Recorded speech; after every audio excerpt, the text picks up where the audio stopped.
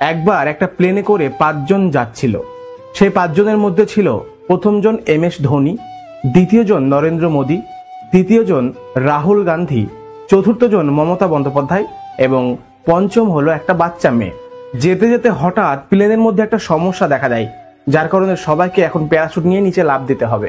কিন্তু সমস্যা হচ্ছে সেই প্লেনের মধ্যে মাত্র 4টে আছে প্যারাশুট।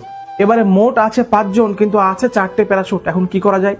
তাই ধোনি বলে উঠলো, আমি ভারতবর্ষের সব থেকে বড় ব্যাটসম্যান, আমাকে তো বেঁচে থাকতেই হবে। তাই একটা প্যারাশুট নিয়ে ধোনি লাফ দিল। তারপরে নরেন্দ্র মোদী বলল, আমি দেশের প্রধানমন্ত্রী, আমাকে তো বেঁচে থাকতেই হবে, নাহলে তো সরকার নষ্ট হয়ে যাবে। তাই নরেন্দ্র মোদীও একটা প্যারাশুট নিয়ে নিচে লাফ দিল। এবার রাহুল গান্ধী বলছে, আমি হচ্ছে এই দেশের সব থেকে লোকপ্রিয় বিরোধী দলের নেতা, আমাকে তো বাঁচতেই হবে। তাই সেও একটা প্যারাশুট নিয়ে লাফ দিল। এবারে প্লেনে আছে একটা প্যারাশুট আর আছে 2 জন, মমতা বন্দ্যোপাধ্যায় আর সেই ছোট্ট মেয়েটা।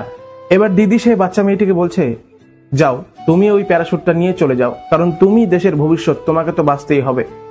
তখন সেই বাচ্চা মেয়েটি বলছে, কেন, এখানে তো 2টো প্যারাশুট আছে।